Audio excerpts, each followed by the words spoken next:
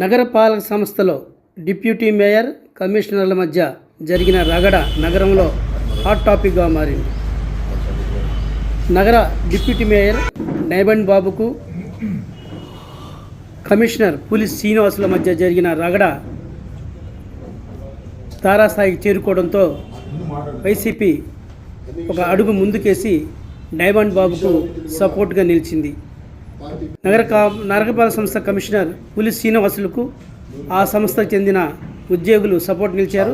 అయితే డైమండ్ బాబుకు సపోర్ట్ చేస్తూ ఈరోజు జిల్లా పార్టీ కార్యాలయంలో సమావేశం జరిగింది.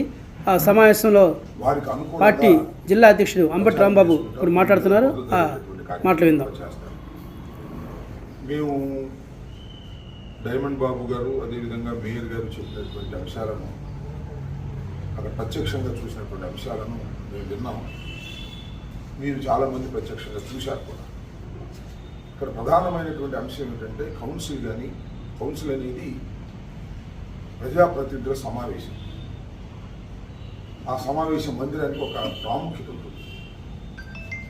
అక్కడ సభ్యులు అడిగిన ప్రశ్నలకు అధికారులు సమాధానం చెప్పాలి.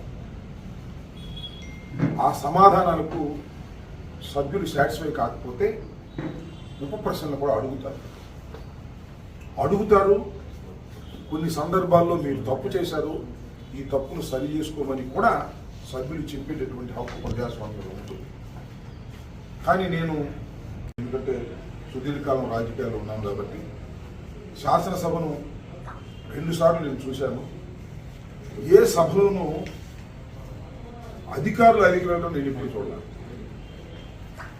అపోజిషన్ వాళ్ళు అడిగేస్తారు ఒకసారి మాట్లాడితే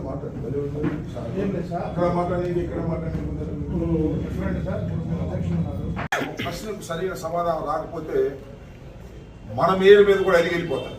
తర్వాత మళ్ళీ పిలిచి మనం గుర్తుకించుకుంటాం, అది వేరే అంశం. ఎదుటి పార్టీ వాళ్ళు గర్జిస్తారు, సమాధానం కోసం చాలా ప్రశ్నలు వేస్తారు, సమాధానం చెప్పకపోతే వాకౌట్ చేసి వెళ్ళిపోతారు.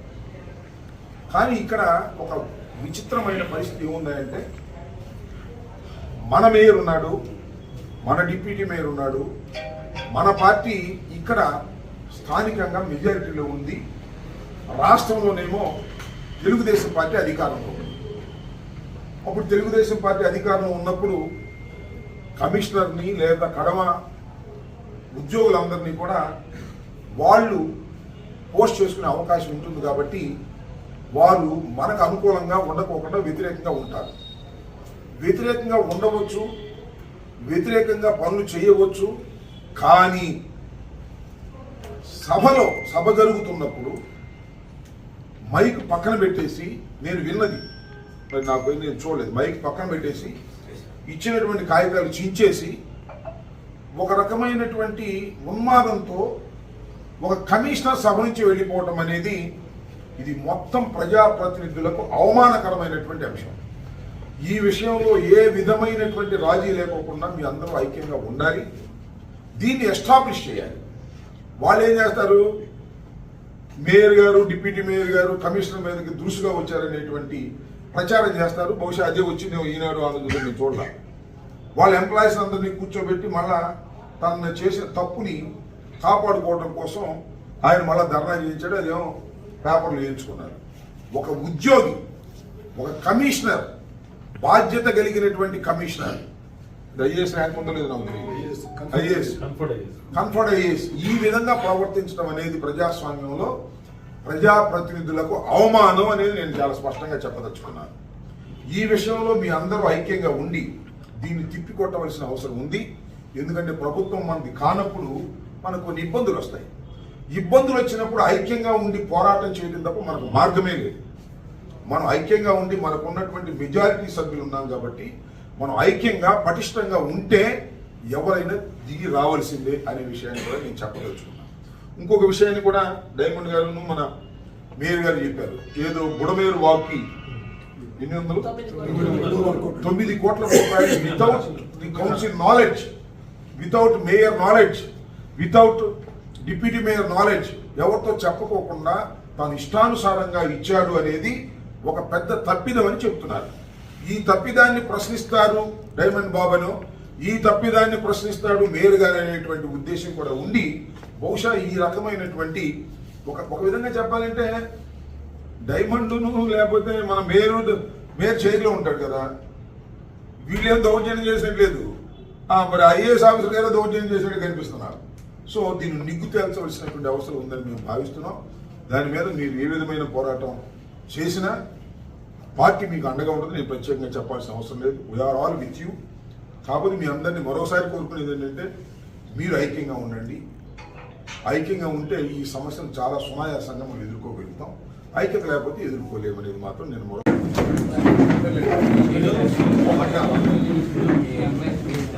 మీరు కూడా తెలుసు కాబట్టి, మీ అంతరాత్మ తెలుసు కాబట్టి, నిజంగా మన వైపు నుంచి ఏ విధమైన తప్పిదము లేదు. తమాషాలు చేస్తున్నారా అనే ఒక చిన్న మాట అదే పెద్ద ప్రమాదకరమైనది. అసెంబ్లీలో చూస్తున్నాం కదా ఎన్ని మాట్లాడుతున్నారు, అదేమన్నా పెద్ద ప్రమాదకరమైందా? మీరు ఇవాళ మరి మరి మీరు ఇన్నాళ్ళ నుంచి ఉన్నారు కౌన్సిల్లో, ఈ మాట ఎవరో మాట్లాడలేదు. ఇంతకన్నా పెద్ద మాటలు మాట్లాడినటువంటి సందర్భాలు కూడా ఉంటాయి. ఒక ఆవేశాన్ని తెచ్చుకుని ఆయన మాట్లాడాడంటే ఆయన మరి ఎందుకు బహుశా తెలుగుదేశాన్ని మెప్పించి ఉండాలని అనుకుంటున్నాడో లేకపోతే మరి ఏంటో నాకైతే తెలియదు ఆయన మనస్తత్వం, కమిషనర్ గారి మనస్తత్వం. బట్ కమిషనర్ చేసింది 100% తప్పు. అది వైఎస్ఆర్ కాంగ్రెస్ పార్టీ ప్రతినిధులే కాదు, ఏ ప్రతినిధి అయినా ఖండించాలి. ఈవెన్ తెలుగుదేశం అయినా సరే, పార్టీలు వచ్చేసాయి కాబట్టి ఖండించరు కాబట్టి మనం వదిలేద్దాం.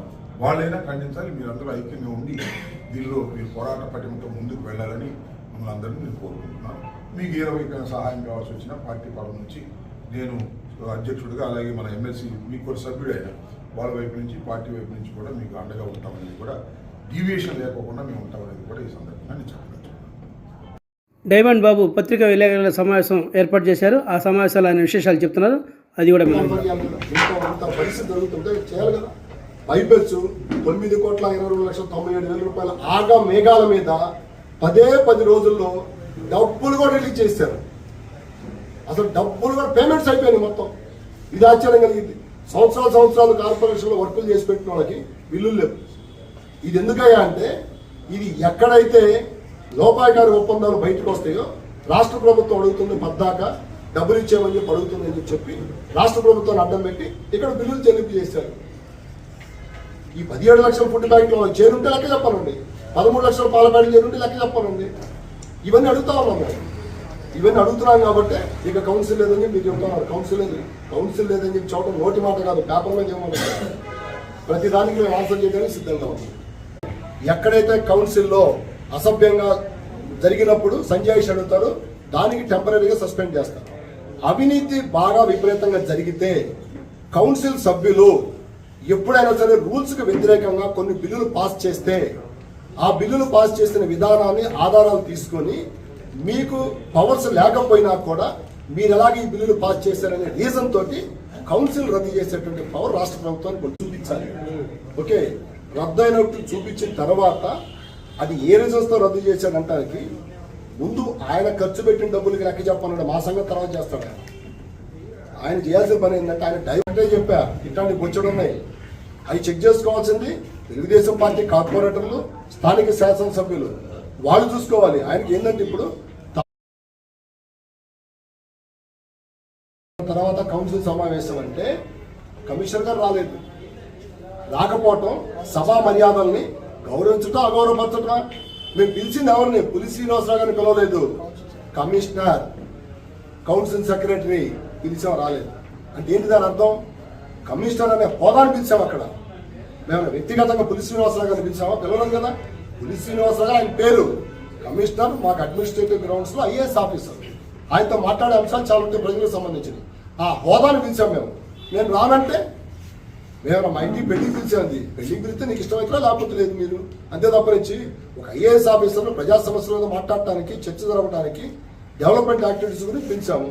నేను రాను, నేను చెయ్యను, నేను స్టేట్ గవర్నమెంట్ రాసుకున్నానంటే ఇదేమన్నా ఆఫ్ఘనిస్తాన్లో ఉన్నావా లేకపోతే ఇంకెక్కడ? కమిషనర్ పులి శ్రీనివాసులపై డైమండ్ బాబు అనుచిత వ్యాఖ్యలు చేశారంటూ ఆ సంస్థలో పనిచేసే ఉద్యోగులు నిరసన చేపట్టారు.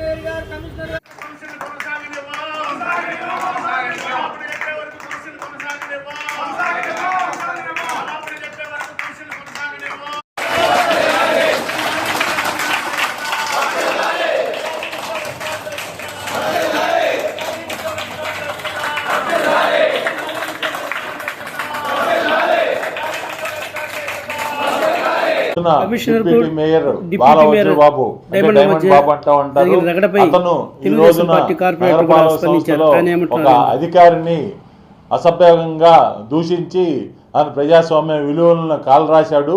ఎందుకంటే ప్రజాస్వామ్యంలో అధికారులు వాళ్ళు ఏదైతే ఎగ్జిక్యూటివ్ బాడీగా పనిచేస్తారో, మేము ప్రజాప్రతినిధులం ఏదైతే ఈ పని చేయాలని తీర్మానం చేస్తారో దాన్ని వాళ్ళు అమలు పరుస్తారు. వాళ్ళని అమలు పరచనీయకుండా అతన్ని బెదిరించి అతన్ని అసభ్య పదాలతో దూషించాడు. దానికి సమాధానంగా కమిషనర్ గారు ఏదైనా అధికారిని అంటే నన్ను అన్నట్టే, ఏదైనా మీరు అడిగితే నన్ను అడగండి, అంతేగాని అధికారులను దూషించవద్దు అన్నా కూడా కమిషనర్ గారితో కూడా అదే విధమైన ఘాటుగా అసభ్య పదాలతో అదే మాటను పదే పదే వాడి వారిని కూడా కించపరిచారు. వారు కమిషనర్ గారు కూడా దీనికి మనస్తాపం చెంది వారు మేయర్ గారు ఒక సభ మర్యాదను కాపాడాల్సిన బాధ్యత మీరుండి కాబట్టి మీరు మర్యాదను కాపాడండి అన్నా కూడా ఆయన చోద్యం చూస్తూ ఉంటే కమిషనర్ గారు మేము అధికారులు ఈ సమావేశాన్ని బాయ్కాట్ చేసి వెళ్ళిపోతున్నాం అని చెప్పి బాయ్కాట్ చేయడం జరిగింది. ఈ సందర్భంగా మేము ఒకటే చెబుతున్నాం, మేయర్ గారు కానీ డిప్యూటీ మేయర్ కానీ వాళ్ళు అధికారం కోల్పోయింది.